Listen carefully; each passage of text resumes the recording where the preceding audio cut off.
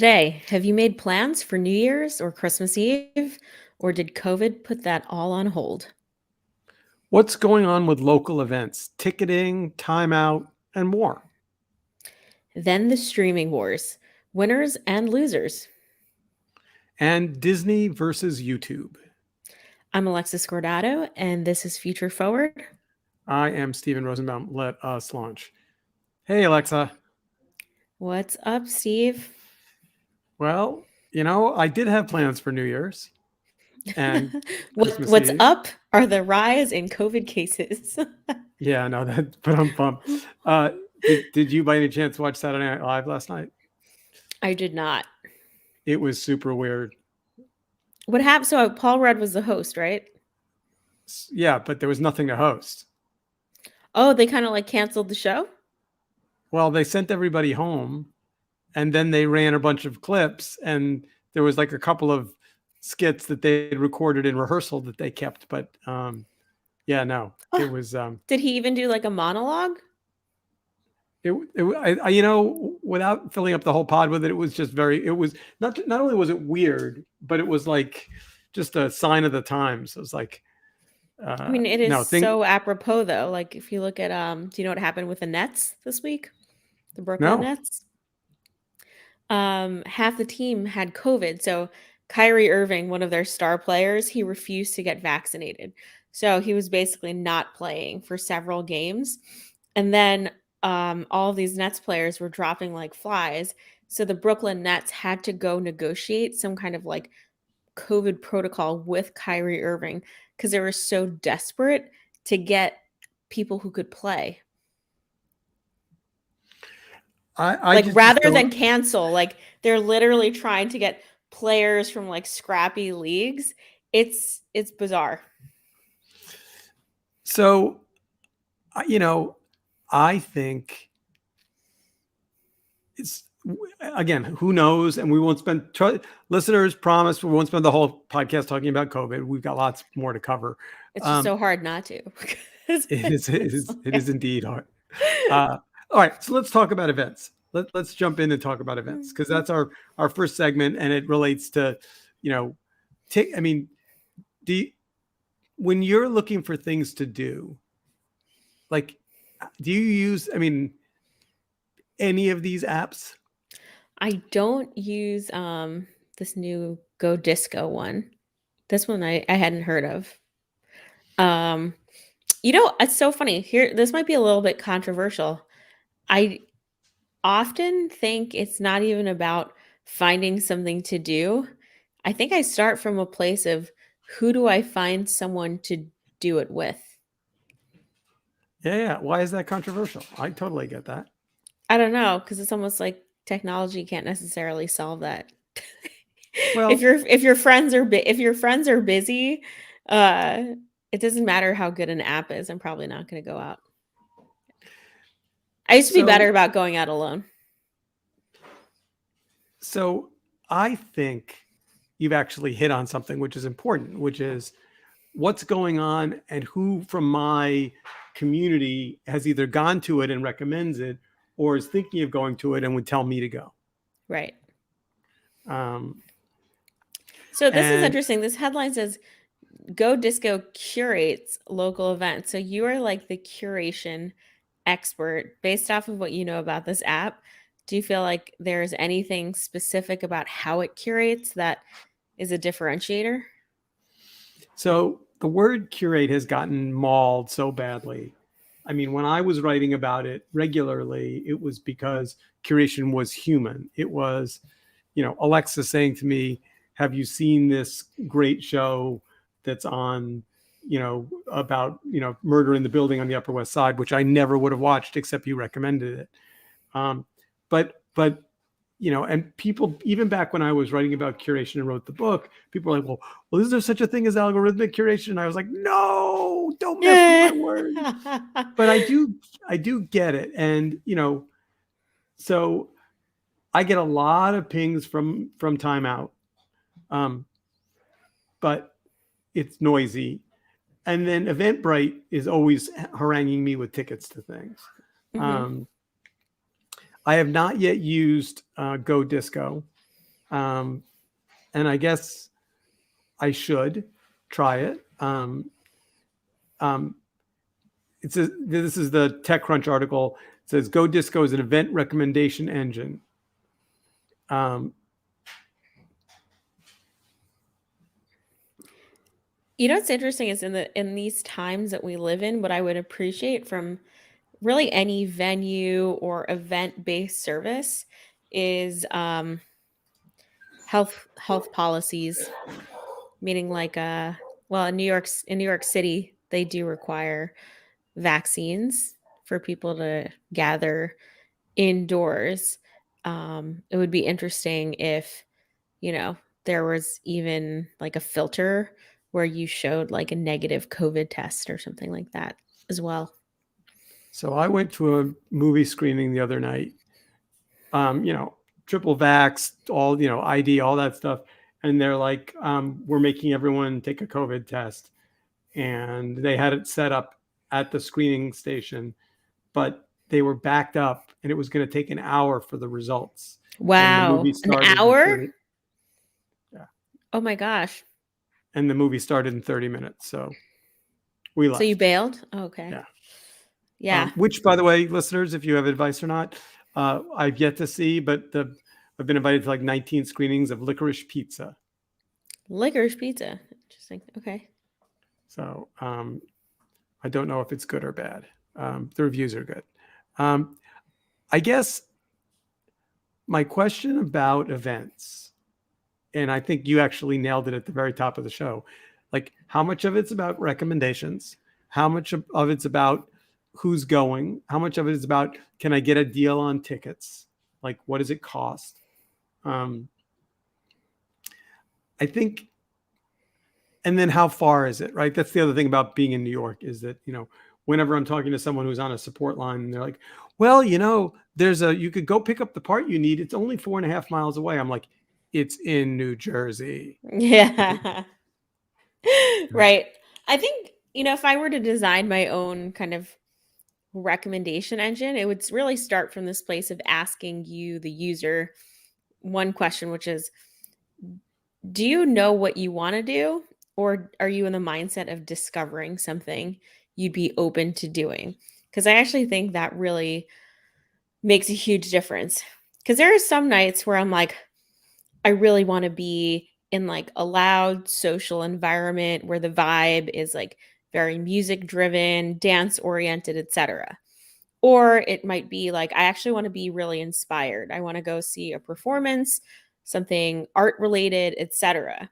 And I feel like that's different than, I'm so bored. I haven't really gone out in a few days.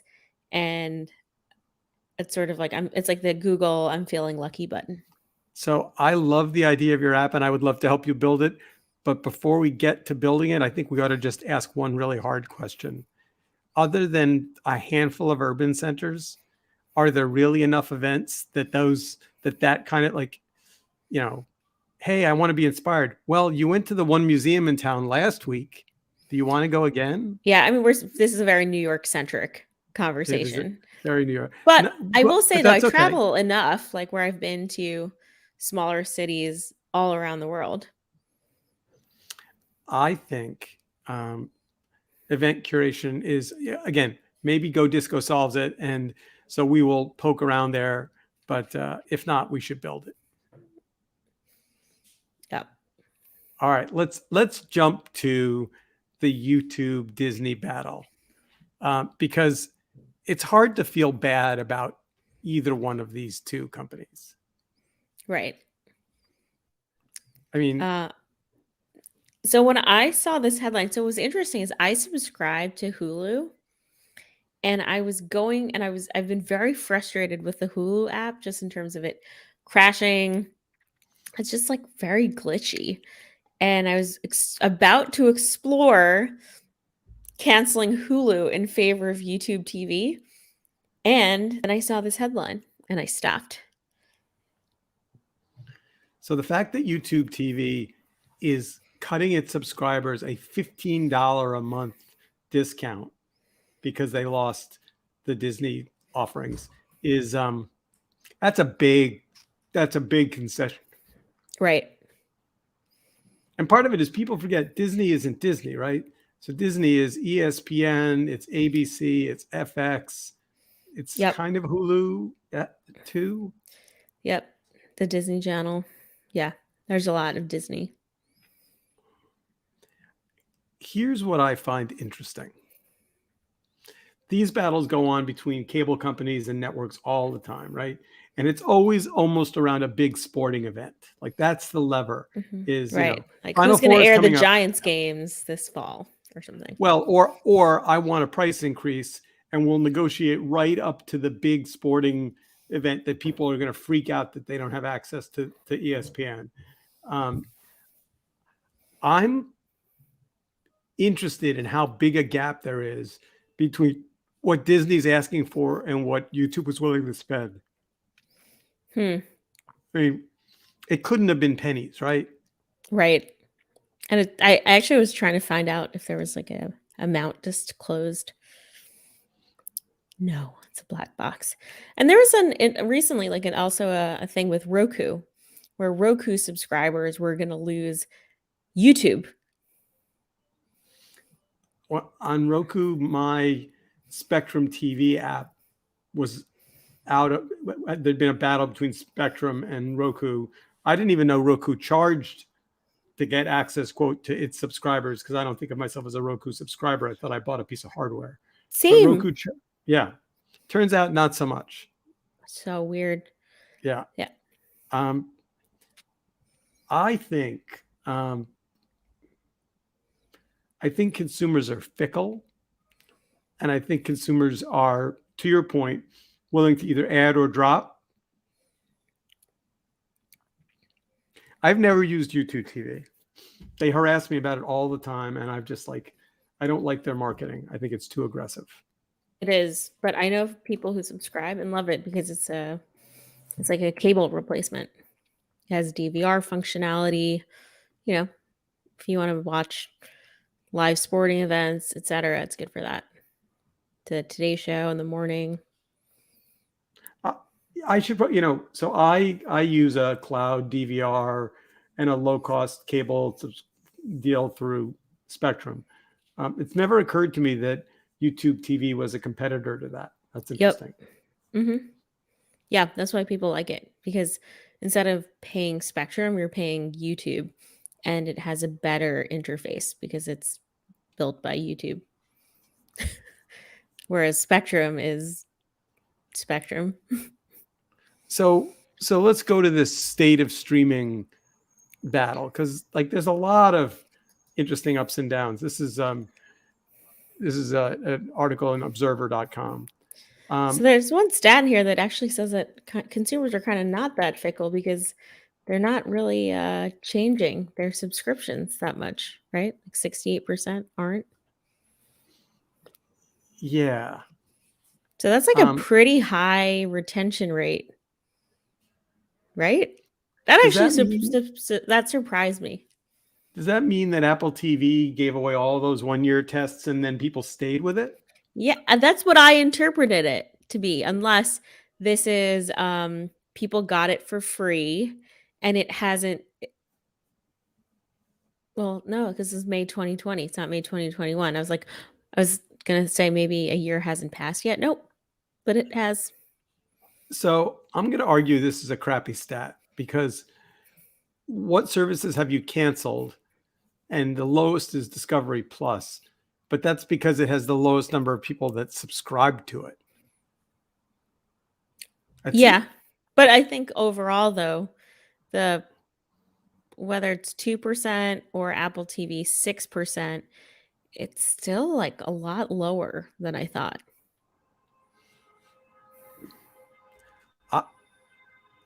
I wonder if this would be the case if COVID was not overlapped with this growth of streamers. It might be. It also might just be ease of purchase and relative cost. So, for example, we bit the bullet and we wound up just streaming the latest James Bond movie, even though you said you didn't like it, Steve. wanted to like close Yeah. out the Daniel Craig era. And I thought it was going to be like 4.99 or something like to rent. No, it was like 18 bucks on Amazon. And so there was like some hesitation, right? Like, oh, this is not 4.99. It's like almost $20. But then we were like, if we went to the movies, you know, like the average, like it would have cost us like $60 because by the time you pay Yep. for both tickets and get like a snack or something, you're out 60 Yeah. bucks. Um, and now there were more movies coming out that were theatrical only in the last week or two, but I think that's going to run headlong into COVID. Right. So Yeah, I I was mean, thinking like, okay, like if Apple TV is 48 is $5 a month, right? It's like so that's $60 a year. And there are two shows people have strongly recommended that I watch on Apple TV. Ted Lasso and The Morning Show. And so Ted when Lasso, Ted Lasso, yes. The morning show is kind of, it's like if you care about the media business and you like the drama of being in a TV studio, you can almost kind of settle into it, but it's a little fingernails on a blackboard. okay. But Like let's just say maybe there's 1.5 shows, 1 to Ted 2 Lasso is shows wonderful. worth watching, right? And there are 2 seasons of Ted Lasso. So you just think like, okay, a cost of a movie, 60 bucks, a cost of an annual subscription, $60, and I get access to these 2 shows that I'm potentially interested in watching. Like it's like I get that these subscriptions add up, but this is just me like talking out loud, like the logic of subscribing and keeping it. Like it almost just feels like it's one so easy to buy it, and then two, what you get in terms of convenience and access feels like a no-brainer to me at least. What's the name of that product? There's a software product that will scour your credit card bills and see all the subscriptions you Oh, have that you can. Truebill. Yeah. Have you ever used it? I do. I use it. Does it work? Yes. I got right up to doing it, and then there was something sketchy about they take half of the savings or something. Yeah. So for example, like if the New York Times, like if say it's a New York Times subscription, and then it's like they're running a promo and it's like, oh, you know what? You can save $20. They'll take like 5 of it. All right. So you're saying not sketchy. All right. Well, maybe I'll do Truebill then. It's just I do. what you have to do is like, I mean, some of it is it's almost worth going through the onboarding just because it itemizes like all of your subscriptions. And then what I like from the utility standpoint is it sends me alerts if there's like an annual renewal coming up or a monthly renewal, just so that I can really keep tabs on like, oh, here's my chance to cancel. You don't find it like stalkerish? No. Interesting. I have a spreadsheet. I don't use it though. I mean, this is like where I feel like sometimes I just contradict myself as a user because I'll opt into services like this where I'm like, here, get the API access to all of my credit cards and bank statements. But then there are other times where I'm like, no, I will not post my photos on Instagram anymore because I don't want Meta to have my cookies.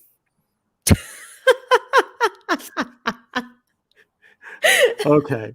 Every show has a quote that I want to write down, and that one does definitely a quote. I don't want Meta to have my cookies. That's very funny. I think so. So let me give you a prediction about the streaming wars. I imagine we're going to start seeing bundles, and I think the consumer exhaustion, having to keep track of this, every time anyone says it's only $5 a month, my head explodes because I'm just like, you mean $60 a year, right? But Like, we already have that. There's already a great bundle there, which is Disney. Oh, so you can do Hulu with like the live TV, Disney Plus, and ESPN all bundled together. And then Is there's that the also a bundle. $15? I forgot how much it costs, but then there's also a bundle with like Spotify and Hulu on the family plan. So it's like this is actually, and I'll say this now, if someone wants to build this, cool, run with it. But like there's an opportunity to just basically like Truebill where it'll scan like your subscriptions. There should be a service where you plug in basically the accounts that you have or want and the number of people who are going to share the account, and then it'll optimize like where you can save based off of existing bundles. I like that idea. I like that. I like that idea of like, but how do you know how many people can share a login before it notices that it's Right. got too many IP addresses coming after Right, it? because there a lot of them now let you create like profiles, like who's watching, right? So it's like that's the calculation that you need, right? It's like how many people can share a login? Do they need to be physically in the same household, right? Um, what subscriptions are you interested in? And then it should just optimize basically the tier. And like you want someone to be like, guess what? You subscribe to Spotify Plus Premium, you subscribe to Hulu, and your relatives or family also do this. You should all just bundle into this one subscription and save $5 a month. I would build this and then just take all the savings and then like donate it. So I guess the one thing that I worry about in terms of all of this kind of, is it seems to be the price of access to television, for example, never goes down. Right? Nothing ever gets cheaper. Nothing ever gets more affordable. Like it has, in the sense that all of these big platforms are competing for a subscriber. So it's sort of like when Uber and Lyft hit the market, right? It was like so a no-brainer to call an Uber or a Lyft relative to a cab. But what's interesting is now that they have market penetration, right? A cab is actually competitive to the cost of Uber because Uber's game is no longer acquiring a user. They already acquired the users. So like this is just we're still in its infancy in terms of streaming wars, where each platform is playing the game of acquiring us. And so they're willing to leverage deep discounting in order to do that. Because again, when you look at the stats and you look at the churn, if you can basically discount years 1 and 2, you're going to retain that customer that's worth X dollars over a certain, say, 5-year period. It's worth it to them. So it's actually cheaper now, but I anticipate that costs will go up over time. And what's going to happen is you will, to your point, have a mega bundle that is the equivalent of cable. Spectrum or Comcast or whatever, or your digital satellite TV. And we're just going to repeat that cycle. Mega bundle. Heard it here first, everybody. Yeah. The mega bundle. Otherwise known as cable TV. Yeah. All right. So as we run out of time, maybe that's your next great startup, Steve. Cable, CABL, no E. I'll add that to my list of things I'm going to build this weekend over Yes. the break. How are you, like, do you know people that are going on vacation? Do you know people that are getting on airplanes? I do. And are they considering canceling? This past week was interesting because I feel like everything escalated fast. Last week, people were all going to holiday parties, planning trips, hosting get-togethers, and then midweek, people started reporting that they were getting COVID. The New York City recorded its highest number of positive cases over the course of the entire pandemic. Did you see that? Yeah. I was like, oh my gosh. And now everything is actually canceled. Not everything, but like you are seeing offices that are like, oops, JK, you can't come in 20%, you can't come in 50% capacity, like you can't come in at all. And no holiday parties, no sanctioned gatherings, nothing. We had our team holiday party scheduled for Wednesday lunch, and Wednesday morning we canceled it. Mm-hmm. And I think what's happening is, at least this is what's happening in my family, is we are making choices to gather, but it's like people have to be double, triple vaccinated and PCR tested. Does that just mean you're standing in line like for crazy hours? No, I mean I'm lucky. I'm out of the city, so I can do a rapid PCR at a drive-through at a CVS. But you have to book the appointments like well in advance. So I kind of anticipated that Omicron was going to kind of take over. So I took it upon myself weeks ago to actually schedule several tests, like Wow. pre and post holiday gatherings. Are they expensive? My insurance covers it. Interesting. All right. Well, we are out of time. Everyone, stay healthy, stay safe, stay home. Mask up outside. Don't be shy about asking people what their status is. Seriously, just ask people, are you vaccinated? That's Set your what we're doing. boundaries. All right. Have a good, safe holiday. See you guys. Bye. Bye.